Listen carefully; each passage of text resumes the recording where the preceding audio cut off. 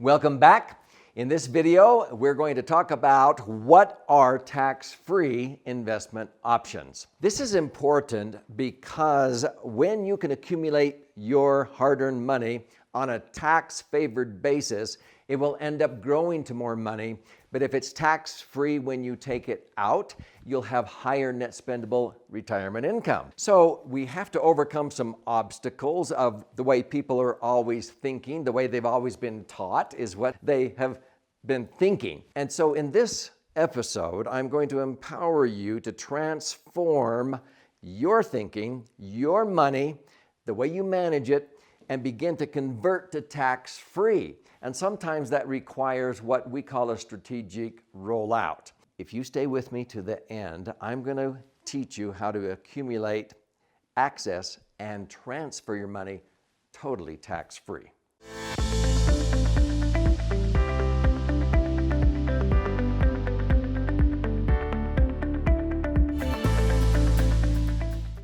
So the most important point is to understand the power behind choosing tax-free places to accumulate your money. Unfortunately, a lot of people think tax advantage savings is just a tax-deferred IRA or 401k. So to understand what are the best options for tax-free investing, we need to talk about why people get into the mentality that a tax-deferred investment like an IRA or 401k is about the only choice that we have. Actually, that's not the best way to save money.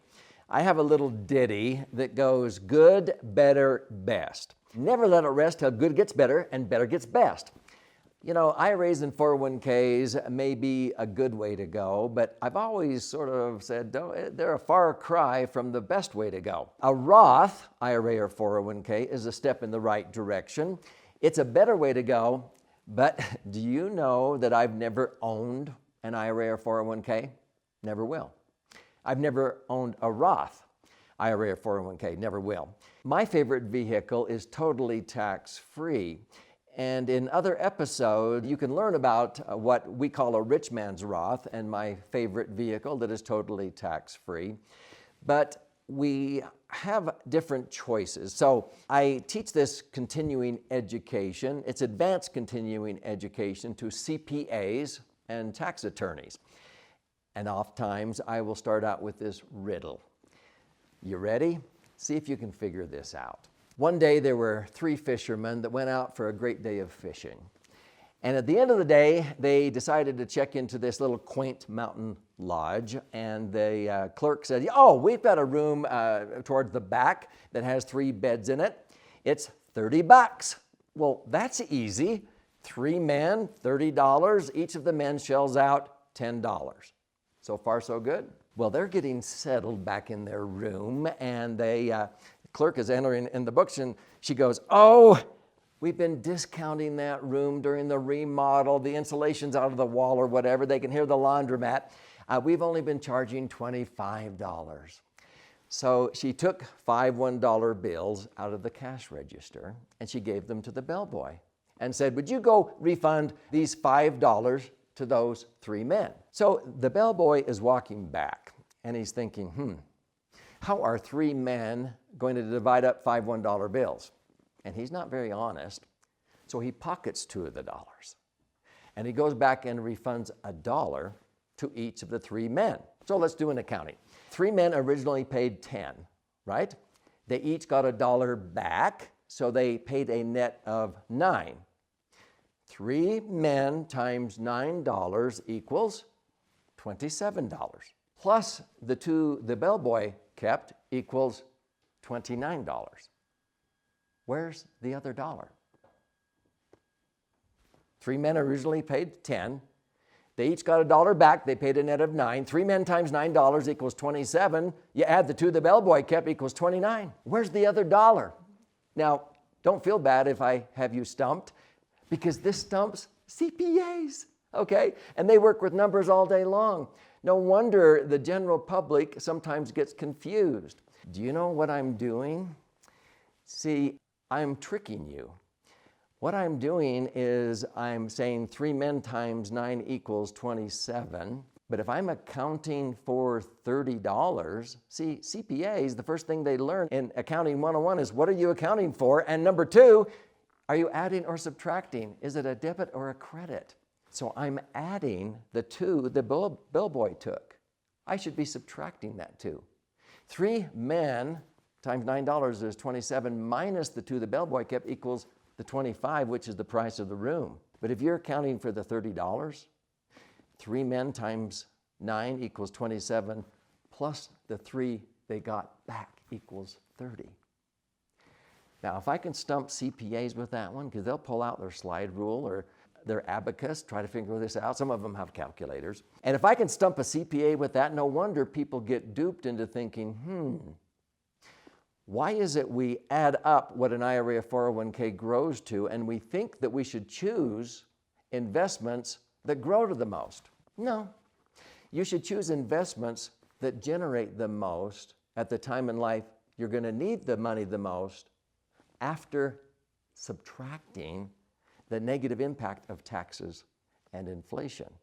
And I cover those and how to eliminate those dangers in other episodes. So what are the action steps that you can take?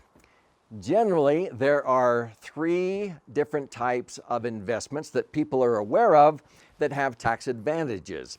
The first would be the tax-deferred IRA or 401k. As I explain in other episodes, you're getting a tax break on a traditional IRA or 401k on the seed money, so to speak, and then you're agreeing to pay tax when you harvest that. I use the farmer and the seed analogy. You know, I'd rather just pay tax on the seed myself and enjoy the harvest without tax in the fall of life, so to speak. And so that is only deferred, and then people end up paying taxes through their nose in retirement.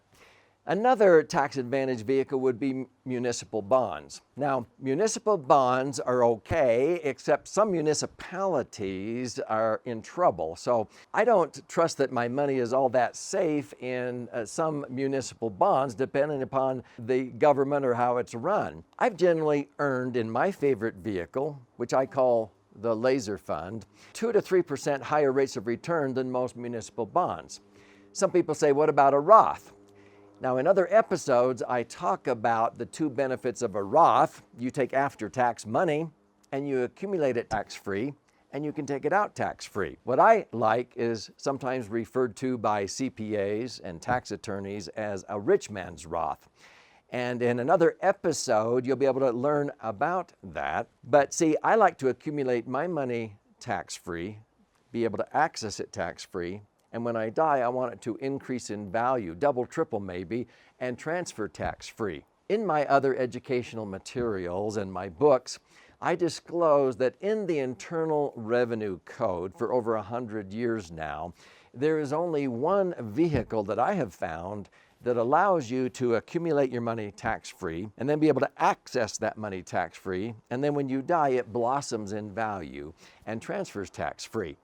And I want you to learn about how to be able to do that, because you will actually achieve financial independence much quicker and not worry about running out of money. So why is this important? Because I've noticed that sometimes people, when they retire, let's say they need $100,000 to buy gas and groceries, prescriptions, golf green fees, and retirement in a year. So they go to their IRA or 401k and they withdraw $100,000, and then all of a sudden they're surprised because they have to pay federal tax, maybe of 25%, and another 5, 6, or 7% in state tax. So let's say a third, just to round it. So they only have $67,000 after paying tax on the $100,000 withdrawal. They go, well, I needed $100,000. So they go back and they withdraw another $33,000, and they think, okay, well, wait a minute. Now I have to pay tax of a third on that $33,000. 11. So they go back because they're $11,000 short still. They go back and they get the $11,000. They're coming back and they have to pay tax of a third of that. They're going back and forth, withdrawing money out of their IRA or 401k, and they begin to realize, wait a minute, every time I have money coming out, a third of it goes out the window in taxes. How much do I need to withdraw in the first place so I can net $100,000? In a 33% tax bracket, you have to pull out 50% more. you have to pull out $150,000, pay tax of a third, $50,000, to net $100,000. Do you know on $1 million nest egg, if you were earning 10% return, you'd be out of money in 11 years because you have to pull out 50% more in a 33% tax bracket to have the same net spendable income as a tax-free investment. Wouldn't you like to be able to withdraw your $100,000 and it's tax-free? Then you can spend $100,000.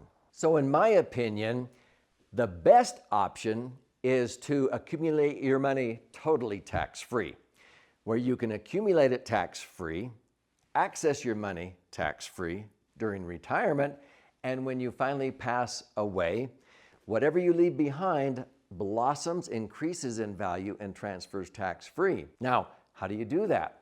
It's what I have called the laser fund, and I wrote a book about it. This is my 11th book. The laser fund is really the secret behind allowing your money to accumulate totally tax-free, but when you take it out, it is tax-free. And if you pass away, it increases, sometimes double and triple, and transfers income tax-free.